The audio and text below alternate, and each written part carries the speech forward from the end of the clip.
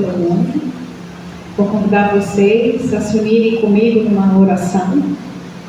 Quem se sentir à vontade, feche um pouquinho os olhos, para se concentrar mais no mundo interno, saindo um pouco das distrações do mundo exterior. Quem quiser, coloca os 2 pés no chão, encosta as costas na cadeira, só nesse minutinho, para que vocês possam respirar mais fundo, ampliando essa conexão. Deus mora dentro de nós, mora fora de nós, está em todo lugar. Senhor, obrigada por estarmos aqui. Nos abençoe, Senhor, nessa noite, que possamos refletir de forma adequada para o nosso melhoramento. Como somos pequenos, Senhor, precisamos muito de ajuda. Sê conosco, para que as Tuas ideias maravilhosas possam se concretizar na nossa vida. Que assim seja. Bom, gente, hoje nós vamos falar sobre a vida espiritual, o mundo espiritual, a partir de algumas questões do Livro dos Espíritos e outras ideias que vão complementando. Então, lá no Livro dos Espíritos são as questões 76 a 95, para quem se interessar. Na 76 já tem uma pergunta muito interessante, que é assim: que definição se pode dar dos espíritos? Ou seja, o que é espírito? E a resposta é: pode-se dizer que os espíritos são os seres inteligentes da criação, povoam o universo, fora do mundo material.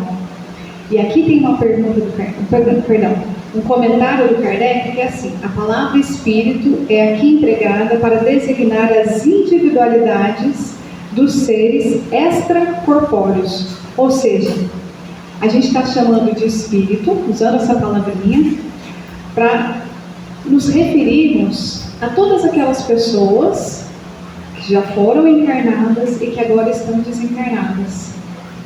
E como que elas são? Como que elas vivem? Essas perguntas são importantes, porque a gente ainda vê, sobretudo nos contos de terror, nos filmes de terror, que de uma forma ou de outra abordam o assunto. Mas, como ainda é muito baseado mais na imaginação do que no estudo, fica muito fantasioso e muito equivocado. Então é assim que a gente vai vendo, eu não sei, né, quem tem filho de idade que joga videogame, mas joguinhos que tem alguém que morre, aí vira ali um grande vilão, e fica assim um ser super poderoso, nossa, capaz de entrar no sonho, sabe assim, essas histórias, Sexta-feira 13, Freddy Krueger, essas fizeram parte da minha adolescência. Histórias muito equivocadas, porque elas mostram só um pedacinho. Sem estudar melhor todas as condições, a gente fica preso no medo. E eu sempre me pergunto, para que servem esses contos de terror? Para que serve ter medo? O que o medo faz na nossa vida? Um pouquinho de medo é bom, não é? Fui estacionar aqui agora, não tinha lugar. Aí fui lá para baixo, depois eu falei, não, acho que aqui é muito longe, né? Então um pouquinho de medo é bom, é para a gente se preservar, é para a gente tomar cuidado. O medo, como diz o Emmanuel, né? O Emmanuel, o espírito mentor do Chico Xavier, ele fala assim, ó, o medo injustificável, ele usa essa expressão, medos injustificáveis, aquele que não tem justificativa, aquilo que a gente pode chamar também assim de paranoia. Esse medo paralisa a nossa evolução espiritual, porque aí eu fico com medo, aí eu não tenho coragem de tomar determinadas decisões, aí eu vou me encastelando, eu vou ficando guardadinho dentro de mim, né? Então, essas histórias, infelizmente, se não for acompanhadas de um bom estudo, elas mais fazem mal do que bem para a gente, né? Porque elas deixam a gente ali nessa vibração de medo. E aí, o Livro dos Espíritos, encarando diretamente essas questões, vai nos ensinar.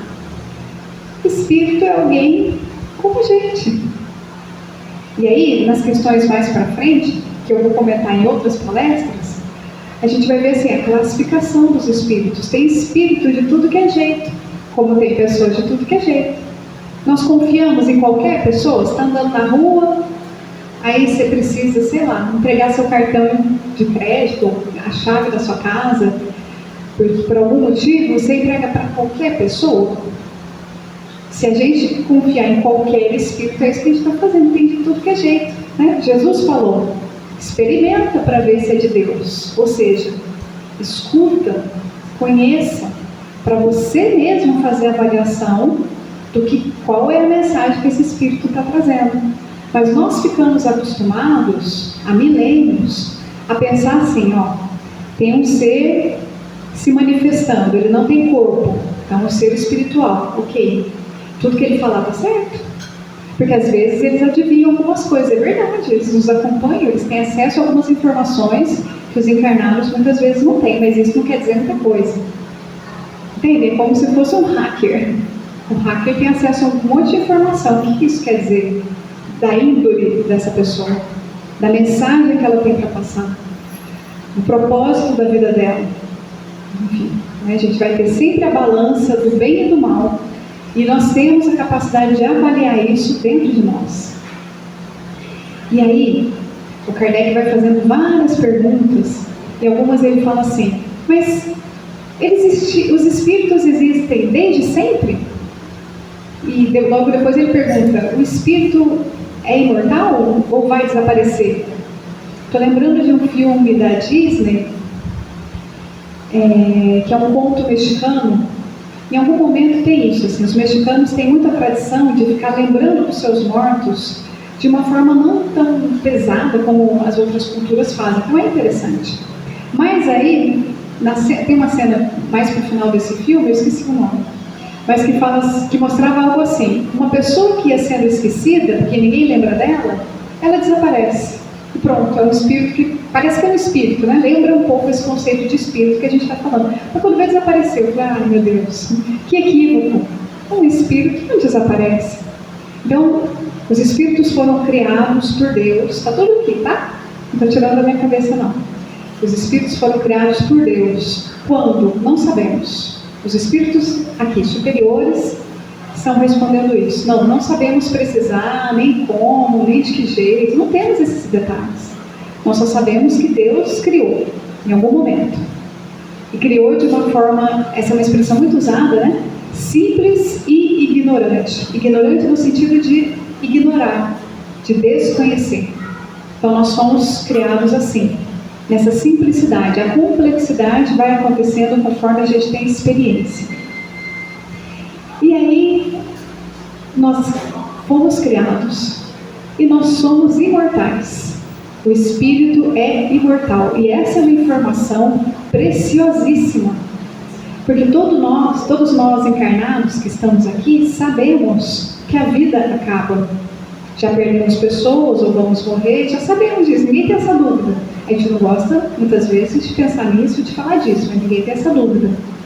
Agora, a ilusão de que o corpo físico e a alma ou o espírito acabam junto, essa ilusão é que faz a gente ter milhares e milhares de suicídios por ano, por dia tem um monte.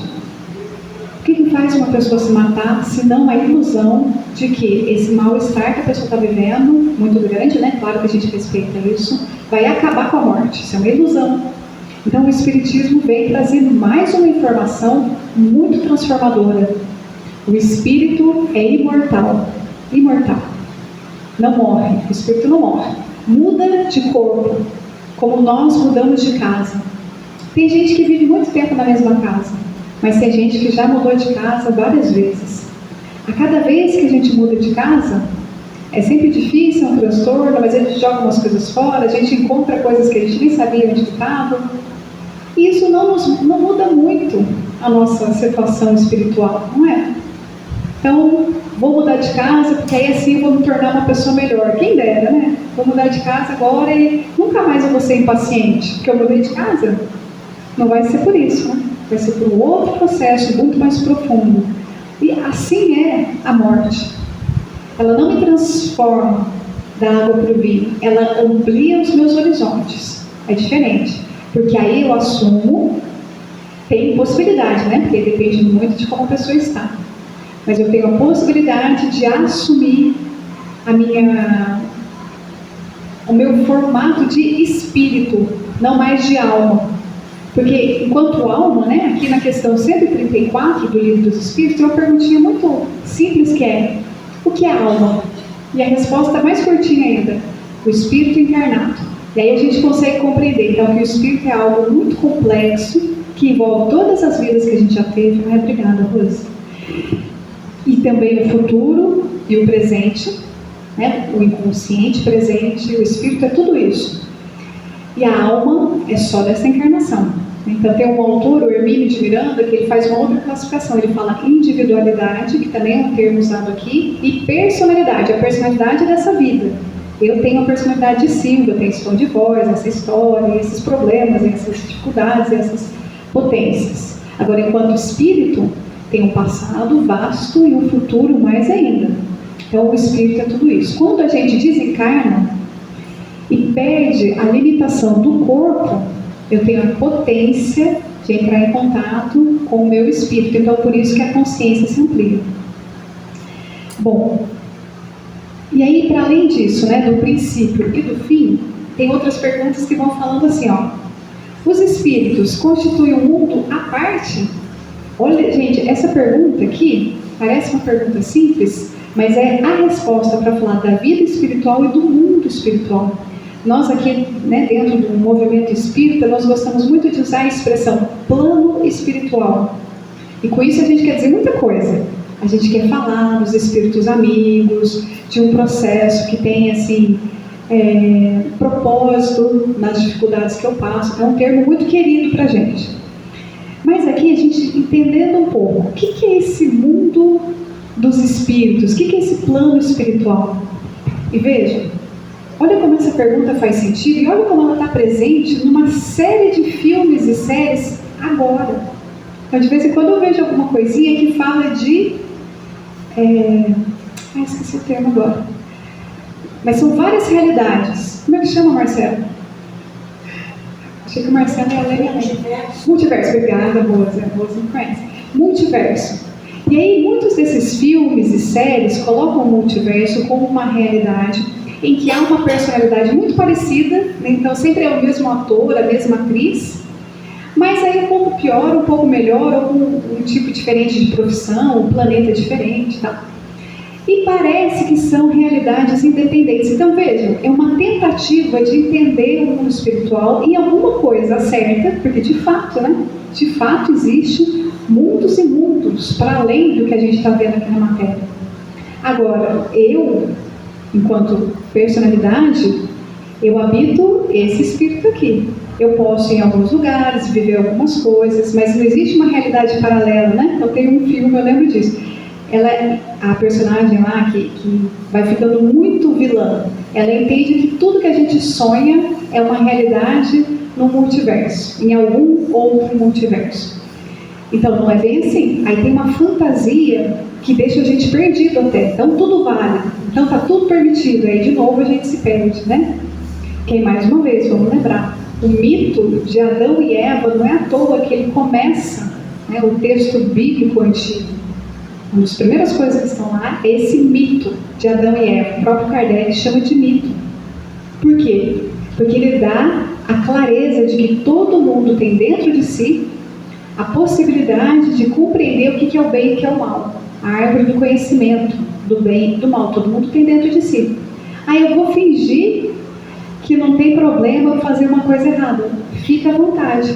Você vai se sentir expulso do paraíso. O que é o paraíso? É a conexão direta com Deus. Você vai se sentir assim, desconectado de Deus. Quando a gente se sente desconectado de Deus, a gente se sente muito mal, né? Então, por isso esse mito, essa parábola, esse jeito alegórico de falar de uma realidade profunda, que é a certeza do bem e do mal, o que é um, o que é o outro dentro da gente. Quando a gente está fazendo uma coisa que a gente sabe que é ruim, a nossa mente é capaz de produzir justificativas. E a gente fica ali justificando. Só que andando em círculos. Porque o que é certo e o que é errado está dentro da gente. Ninguém precisa me acusar. Às vezes os espíritos infelizes gostam de jogar na cara da gente. Mas na verdade, quem sabe mesmo é o eu de cada um, na sua conexão com Deus. Então, essas outras realidades espirituais que existem, elas são formadas justamente desses eus, dessas personalidades.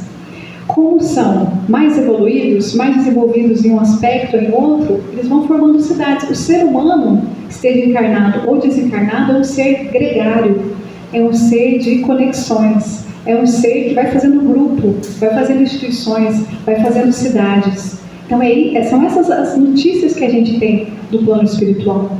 O Nosso Lar, né, que é um filme muito bonito, um livro maravilhoso, ele é o relato de uma cidade. Uma cidade. Existem milhares por aí, mais ou menos, em cima de grandes centros, de pequenos centros, tem ali várias cidades, cada uma do seu jeito. E vai tendo acima, né? Jesus mesmo falou: há muitas moradas na casa do meu Pai. Então são vários. Esse é o plano espiritual. Para onde que a gente vai? Depende. No plano espiritual, interessante é isso, né? A nossa realidade enquanto espíritos, ela é inteira, ela é intensa. Então, se aqui no plano encarnado uma pessoa pode dar uma carteirada, eu sou fulano, tem que ter acesso a esse lugar. No plano espiritual não é bem assim, porque o que a gente está expresso no nosso espírito. Então, aqui a gente pode disfarçar, não pode? A pessoa cometeu um assassinato, ninguém ficou sabendo. E ela tem uma cara de boazinha. Pode ser. Ela pode enganar as pessoas por um tempo, mas ela não pode enganar a si mesma. Em algum momento ela vai ter que olhar no espelho. Provavelmente justamente este momento, o momento de voltar para casa. A gente fala muito isso aqui no movimento espírita, né? Nosso verdadeiro lar é lá. E aí tem uma pergunta que o Kardec faz assim, qual dos dois, o mundo espiritual ou o mundo corpóreo é o principal na ordem das coisas? E a resposta é curta e simples: o mundo espiritual, que pré-existe e sobrevive a tudo. Então é de lá que nós viemos, é para lá que nós voltaremos.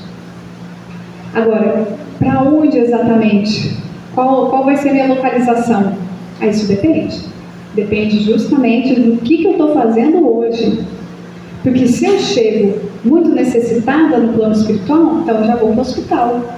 Se eu chego mais desperta, mais consciente, aí eu já posso ir trabalhar, ou eu já posso ir para algum espaço educativo. Existem inúmeras instituições educativas em que se estuda. Vamos pensar, né? Quando a gente sabe que Jesus é o Espírito puro, co-criador deste planeta, a gente pode pensar também que Jesus é especialista em todas as ciências, porque ele é um Espírito puro. Todas as ciências que existem hoje, as que irão existir, as que já existiram, ele é especialista em tudo. E nós somos seres ainda muito pequenos, né? A gente pensa assim, eu estou mais perto do começo do que dessa perfeição de Jesus. Mas tudo bem. O nosso caminho vai ser justamente o de conseguir desenvolver essa perfeição em todas as áreas, do afeto ao conhecimento. Em relação ao conhecimento, todas as áreas do conhecimento. Então, tudo é válido, tudo que eu estou aprendendo está valendo a pena. E o que se faz no plano espiritual mais evoluído é estudar, porque tem tanta coisa para estudar. Imagina a gente conhecer tudo de tudo que existe, do potencial, é muita coisa, né? Nós vamos precisar de milhares e milhares de anos estudando. Por isso que estudar é muito bom. Estudar amplia a nossa capacidade de compreender e de criar coisas, né? Se Jesus é o co-criador, dirigente deste planeta, nós, espíritos pequenos que somos, encarnados, somos co-criadores em plano menor. Essa é outra expressão muito comum aqui no movimento espírita, para dizer o quê? O pensamento toma forma. E aí, então, as coisas que eu penso, elas ganham concretude na minha vida, nos meus relacionamentos. Nossa, gente, essa é uma notícia meio difícil, não é? Se tivesse um alto-falante no seu pensamento hoje, você ia ficar constrangido? Eu ia. Porque eu penso um monte de bobagem que eu tenho que falar, meu Deus do céu, deixa eu pegar esse pensamento e jogar no lixo. Lixo não reciclável, não, lixo orgânico mesmo, porque é muita bobagem. Então, a gente vai aprendendo a observar o pensamento e não ficar só no fluxo dele, porque a gente aprendeu que ele é fundamental. Vários livros espíritas vão contando pra gente o que a força do pensamento é capaz de materializar. Então, é um exercício para a gente fazer diariamente mesmo. O que pode, agora já, ter um impacto na nossa saúde, claro que pode. Ter um impacto nos nossos relacionamentos, não é? Sempre que a gente sai muito mal-humorado, as coisas vão dando errado. Sempre que a gente sai mais propenso a fazer o bem, as oportunidades vão vindo e a gente vai se nutrindo delas. Então isso já é um exemplo do quanto o pensamento é potente, né? É forte. E aí, tem uma outra pergunta que é assim: os espíritos ocupam uma região determinada e circunscrita no espaço? Porque a gente aprendeu a pensar isso, não aprendeu, gente? Tem o céu e tem o inferno, são dois lugares físicos, geográficos. E a resposta é: estão por toda parte. Povoam infinitamente os espaços infinitos. Tendes muito deles de contínuo, né? Ou seja, sempre ao vosso lado, observando-vos e sobre vós atuando, sem perceber. Então aqui ele está falando, os espíritos estão em todos os lugares. Quantas e quantas vezes a gente vê pessoas com medo de ir em determinado lugar? Ah, eu tenho medo de ir em tal lugar, eu tenho medo da noite.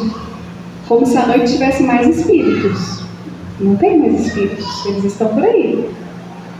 É que o sol, né, ajuda a quebrar muitas das vibrações pesadas. Né? E de fato, à noite, a lua é outro tipo de vibração, mais no campo da emoção. Mas não é necessário ter medo, porque de fato há espíritos encarnados e desencarnados por aí. O futuro vai ser nós termos a mediunidade mais desenvolvida, como alguns médios ostensivos, né, uma expressão também que a gente usa, que consegue ver muito da realidade espiritual. Não tudo, mas bastante, né? Esse é o futuro. O futuro é a gente se comunicar com o plano maior, que vai nos orientar, e auxiliar o plano dos espíritos infelizes. Esse é o futuro, a gente não precisa ter medo da mediunidade, muito pelo contrário. Né? Daqui 200, 300 anos vai ser cada vez mais frequente, cada vez mais a gente vai saber lidar com ela. E aí, tem mais duas perguntas aqui importantes que eu queria comentar. Uma é sobre a ubiquidade. O que é ubiquidade? Ubiquidade é o dom de estar em vários lugares, né? Porque ubis é um prefixo latino que quer dizer lugar. Então, onde, né? Tem a ver com lugar. E aí, a ubiquidade seria assim, será que... A pergunta é exatamente essa, ó, deixa eu achar aqui. Tem os espíritos o dom da ubiquidade? Então, o espírito pode estar em mais de um lugar ao mesmo tempo? Olha que pergunta boa, interessante. Por outras palavras, o espírito pode se dividir ou existir em muitos outros pontos ao mesmo tempo? Essa é a pergunta do Kardec, do Allan Kardec. E a resposta, não pode haver divisão de um mesmo espírito. Mas cada um é um centro que irradia para diversos lados. Então essa que é a questão. Isso acontece.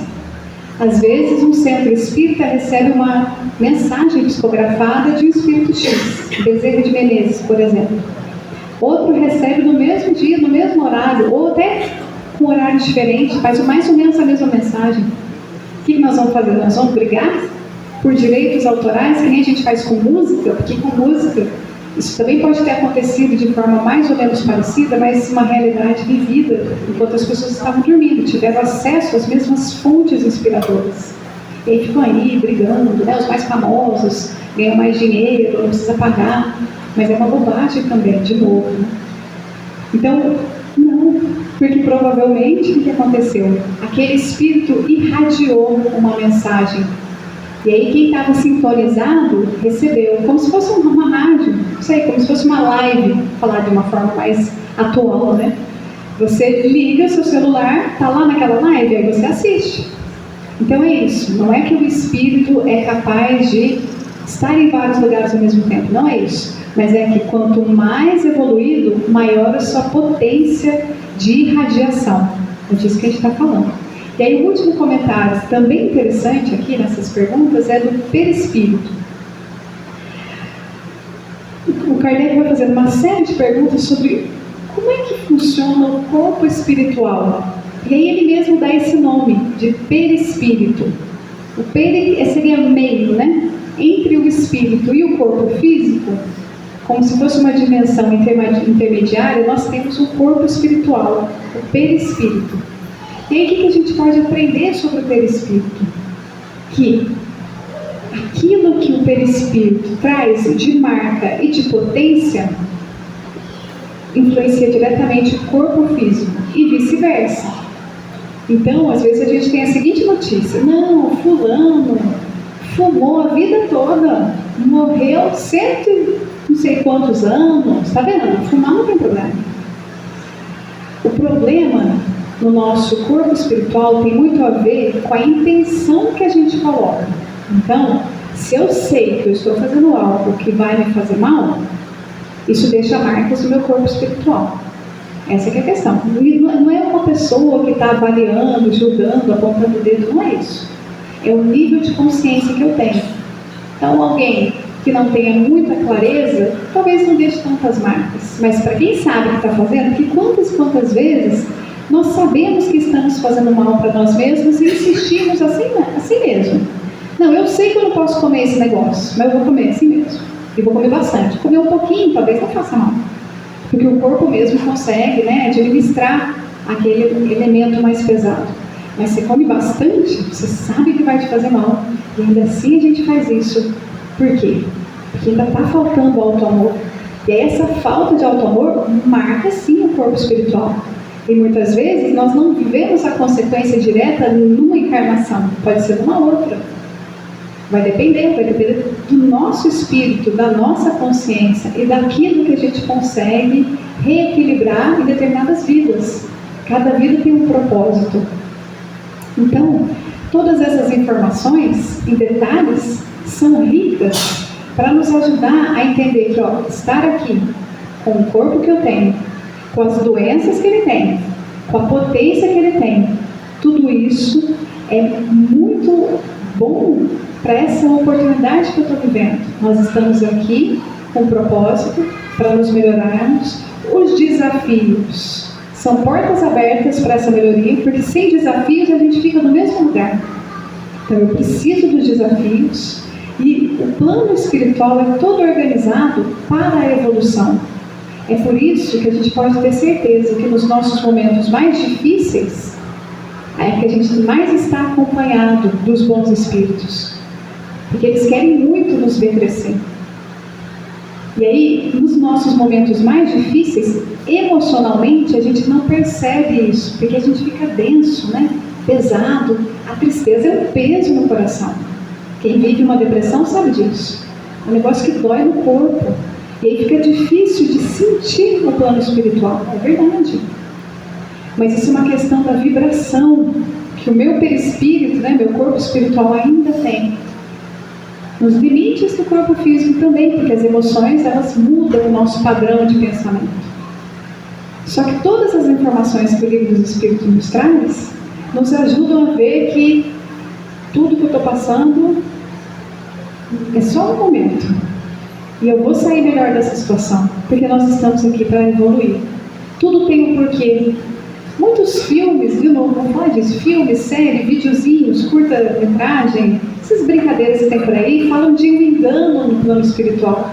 Ah, entrou aqui no céu por engano. Imagina, isso é ridículo. Plano espiritual amigo não se engana. Por quê? Porque a evolução não permite isso. Quanto mais evoluído, mais consciência, não tem como se enganar. Muito pelo contrário, né? Quanto mais evolução, menos ingenuidade. Então, principalmente para entender que essas ilusões não nos auxiliam e podem só ser vistas como brincadeira, que um estudo sério do Livro dos Espíritos amplia o nosso horizonte e acalmam o nosso coração. Todos temos aflições, é por isso que nós estamos aqui. Nós vamos resolvendo essas aflições devagar. Conforme está muito difícil, a gente pede ajuda. E de novo, né? Plano espiritual aproveita ainda mais esses momentos que nós nos abrimos para ajuda e nós vamos melhorando devagar. Quero agradecer a atenção de vocês e mais uma vez convidar para vocês me acompanharem numa oração. Senhor, nós agradecemos essas pérolas que o Senhor permite que cheguem até nós. Nos ajude, Senhor, a colocá-las em prática. Nos ajude a manter o nosso coração na vibração do amor e do perdão, do alto perdão. Que possamos aproveitar o dia de hoje, os problemas de hoje, para crescermos juntos. Que assim seja.